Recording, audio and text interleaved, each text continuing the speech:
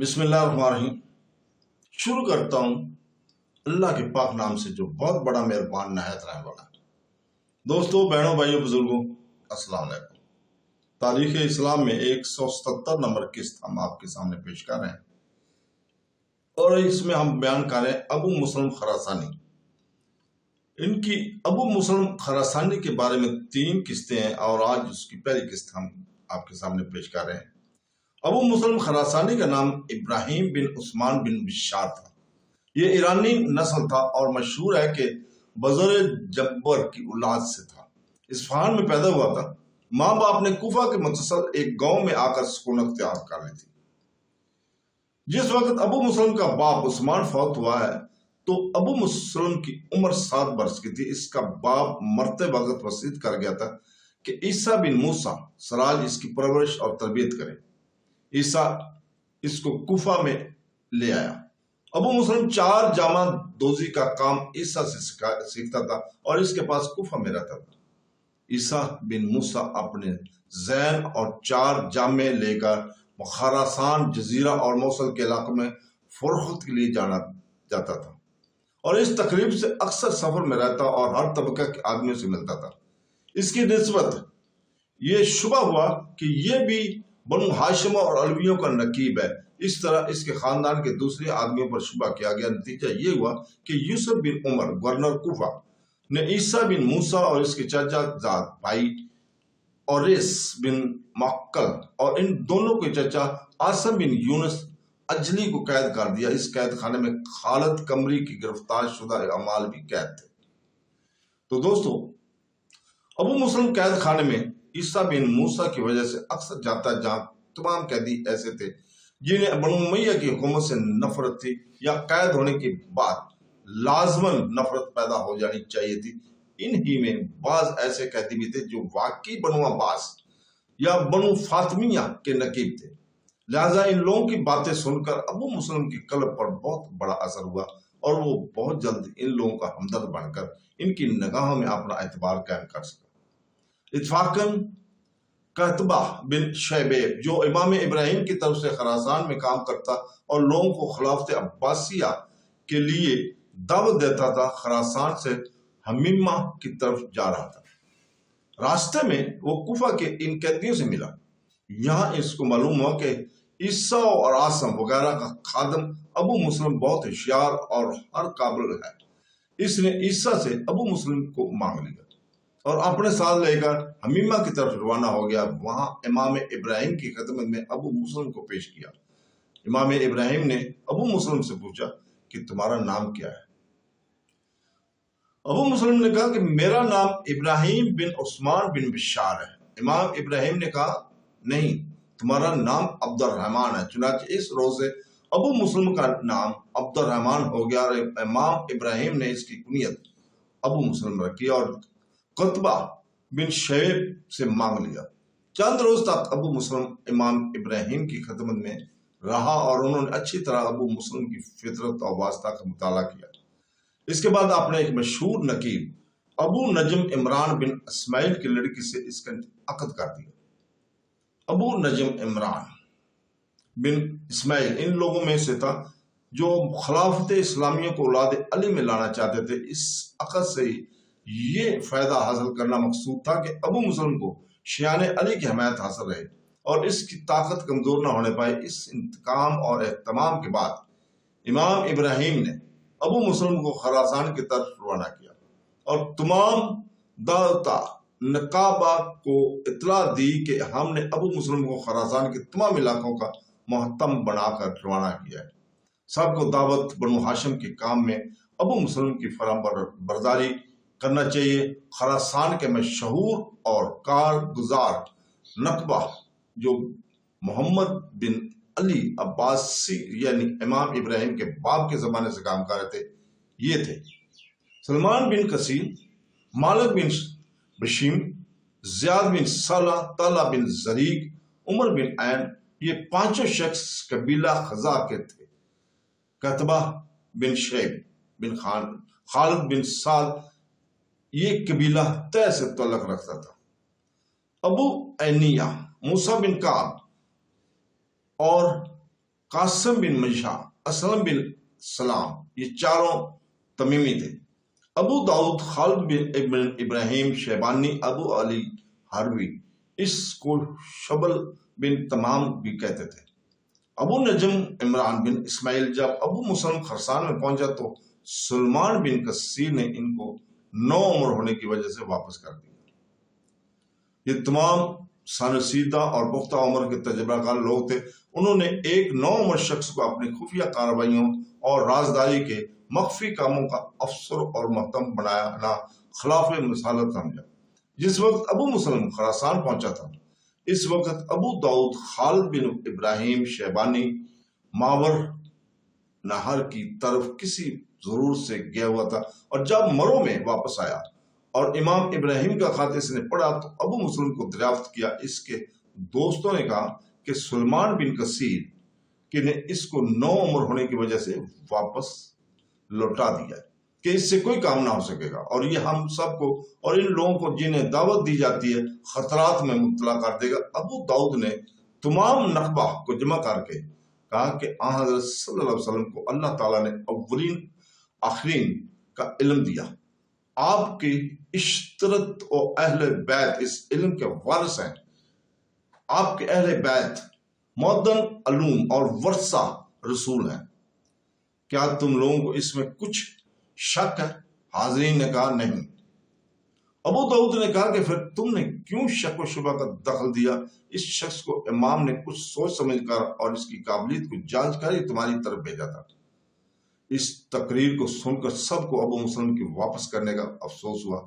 इसी वक्त आदमी रवाना किया गया और वो अबू मुसलम को रास्ते से लुटाकर वापस लाया, और सब ने अपने तमाम कामों का मतवल्ली और मोहतम अबू मुसलम को बना दिया और बखुशी इसकी इताअत करने लगे। क्योंकि सुलेमान बिन कसीर ने अव्वल इसको वापस कर दिया था, इसलिए अबू मुसलम सुलेमान बिन कसीर की तरफ से कुछ कबीदा खातर ही रहता था। अबू मुसलम ने नकबा को हर तरफ शहरों में फैला दिया और तमाम मुल्क खरासान में इस तारीख को तरक्की देने के लगा। तो दोस्तों, सन 129 में इमाम इब्राहिम ने अबू मुसलम को खत लिख भेजा कि इस साल मौसम हज में मुझसे आकर मिल जाओ ताकि तुमको तबलीग दावत के मुतालिक मुनासिब अहकाम दिए जाए।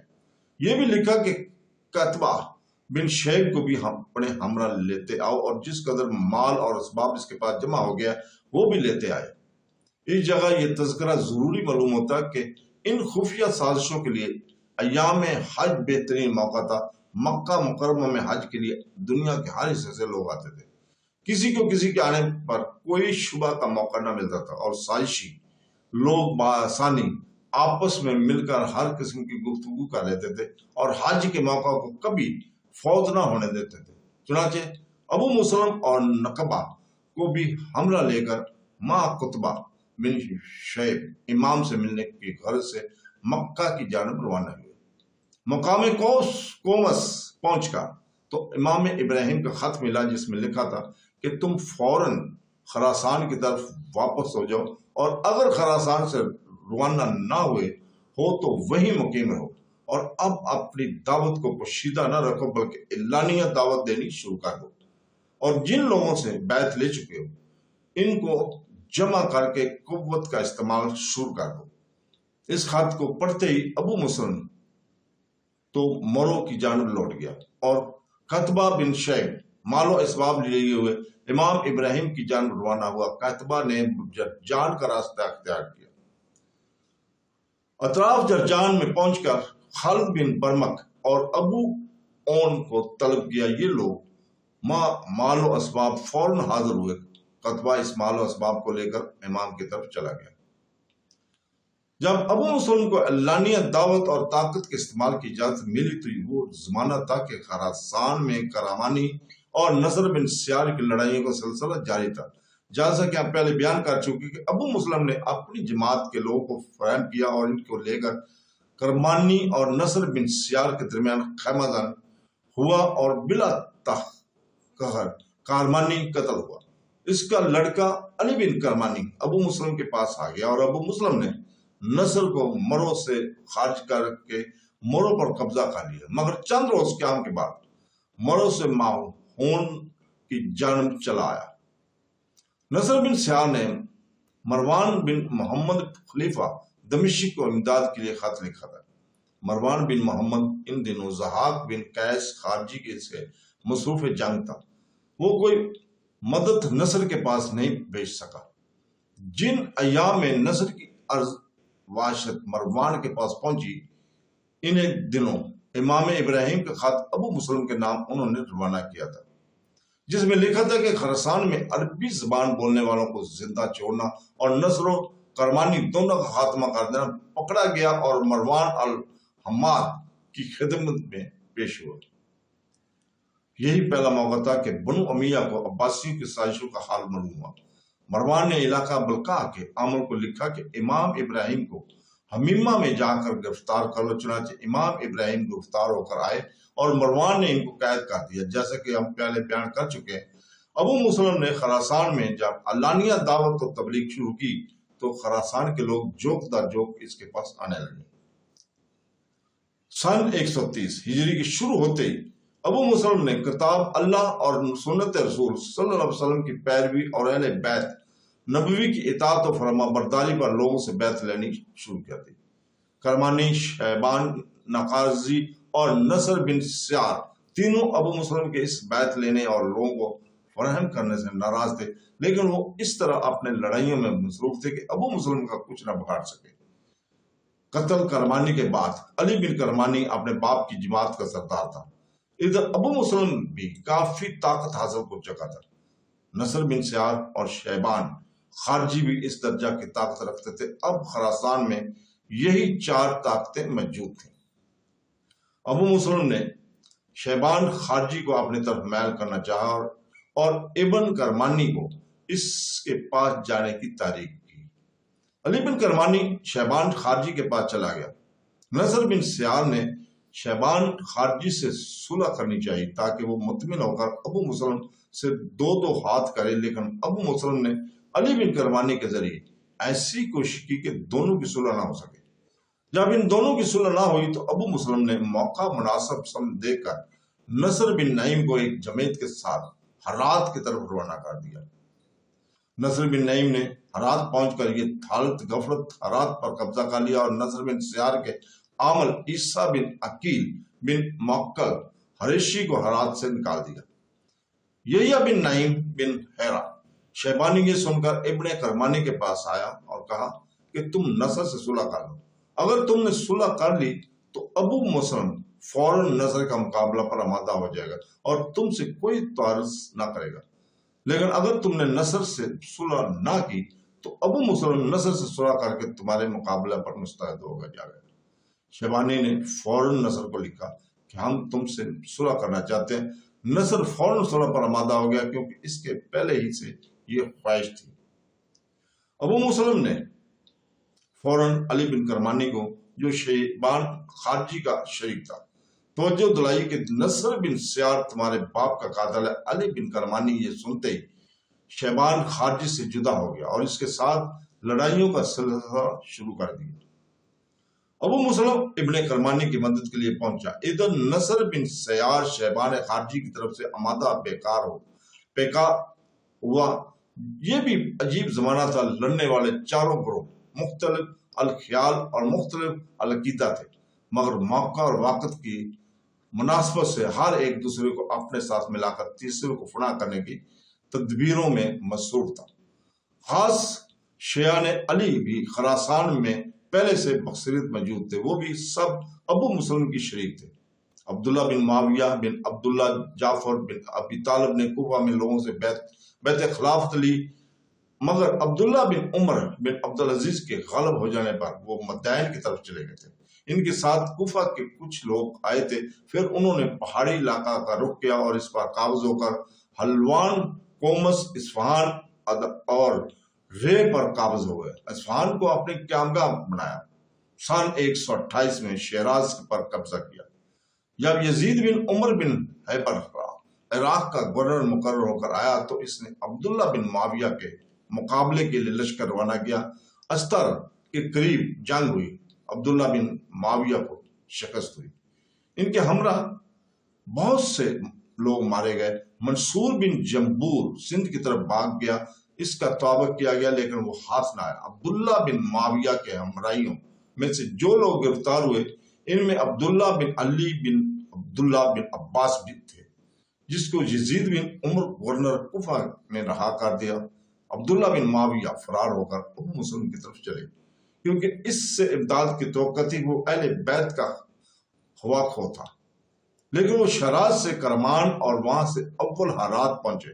ہرات میں ابو مسلم کی عامل نصیر بن نعیم نے ان کو ٹھہرا کر ابو مسلم کو ان کے آنے کی اطلاع دی۔ ابو مسلم نے لکھ بھیجا کہ عبداللہ بن معاویہ کو قتل کر دو اور ان کے دونوں بھائیوں حسن اور یزید کو رہا کر دو۔ چنانچہ نصر بن نعیم نے اس حکم کی تعمیل کر دی۔ تو دوستو اس کے ساتھ ہی آج اجازت چاہتے ہیں، کل انشاءاللہ تعالی ہم آپ کے سامنے دوبارہ حاضر ہوں گے۔ اللہ حافظ۔